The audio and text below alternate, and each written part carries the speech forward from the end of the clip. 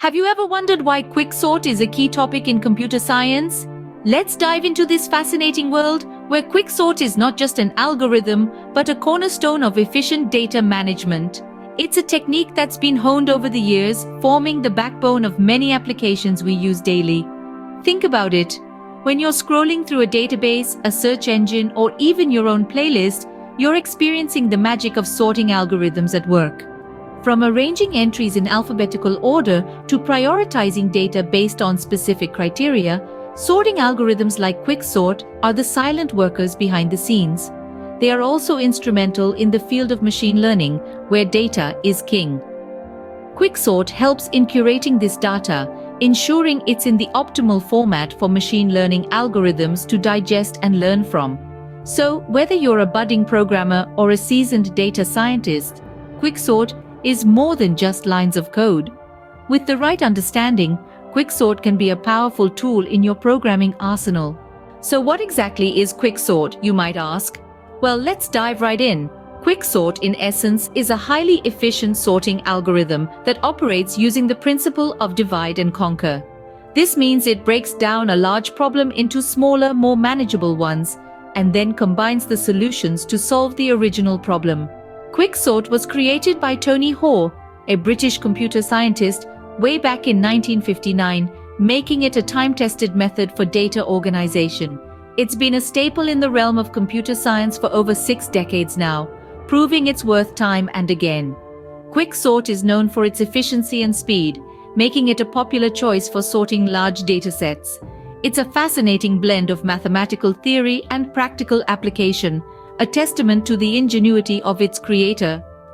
So QuickSort is not just a sorting algorithm, it's a piece of computer science history. Ready to dive into the QuickSort algorithm? Let's start at the beginning. The very first step of the QuickSort algorithm: choosing a pivot.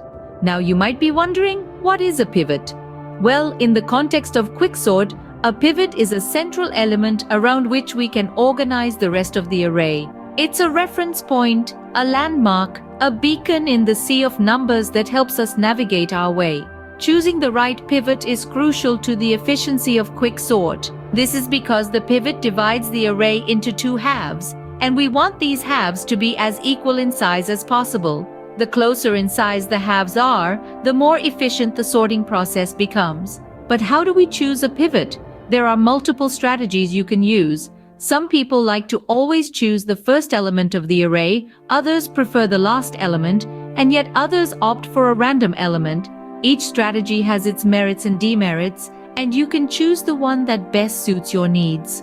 Once we have chosen a pivot, we use it to partition the array.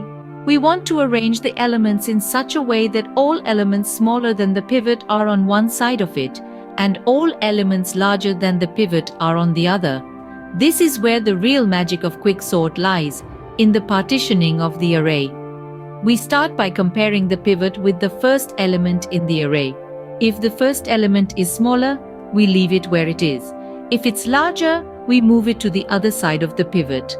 We then move on to the next element and make the same comparison.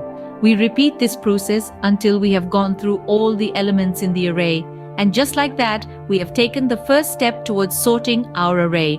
We've chosen a pivot, used it to partition the array, and started the process of organizing our numbers. And all this in just the first step of the QuickSort algorithm. Choosing a pivot is the first step towards efficiently sorting an array. Now that we have a pivot, what's next?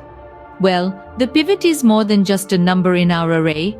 It's a beacon, guiding the way for the rest of the numbers in the array as we move through the QuickSort algorithm. The next step is partitioning. This is where the magic happens, where the pivot truly comes into play. We're going to divide our array into 2 halves. On one side, we'll have all the elements smaller than the pivot, and on the other, all the elements larger. This is the step that brings order to the chaos, that starts to make sense of our unsorted array. So how does this happen? Imagine you're at a party. The pivot is the life of the party, and everyone wants to be where the pivot is. Those who are less than the pivot, they gather on the left. Those who are more than the pivot, they gather on the right. The pivot, in a sense, acts as a wall, separating the less from the more. And just like that, Our array is divided into two halves. This might seem like a simple step, but it's crucial. It's what makes QuickSort so efficient. By dividing the array into two halves, we're able to sort smaller parts of the array individually, which is faster and more manageable. It's like cleaning a room by dividing it into sections and tackling each section individually. It's much more efficient, isn't it?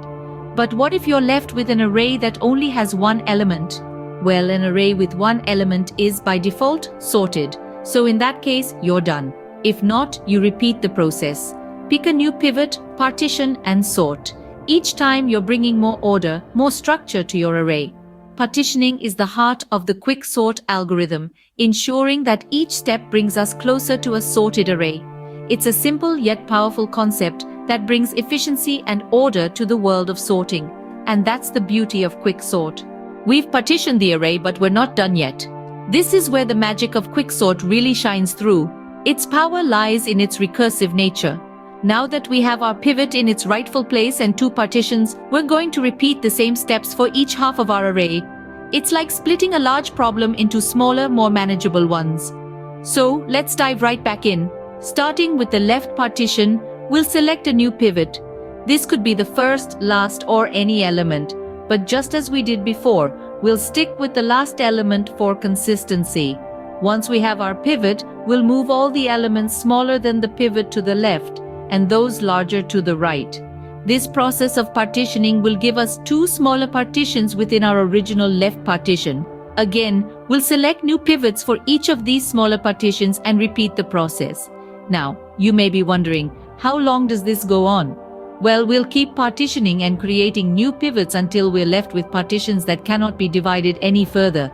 That is, partitions with only one element. When an array has only one element, it is by its very nature sorted. The same process is then applied to the right partition. We select a pivot, partition the array around the pivot, and then recursively sort the two resulting subarrays. And so the process continues, relentlessly breaking down the problem until it becomes a simple task.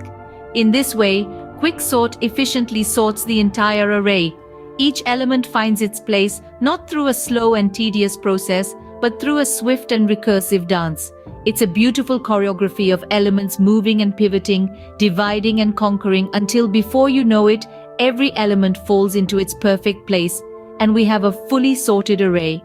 And that's how QuickSort works, efficiently sorting an array through a combination of choosing a pivot, partitioning, and recursion. Let's recap the key points about QuickSort. This algorithm, a prime example of divide and conquer strategies, is a powerhouse in the realm of sorting techniques. Its efficiency and speed make it a go-to choice for many tech enthusiasts and professionals alike. QuickSort operates by breaking down a problem into smaller, more manageable subproblems.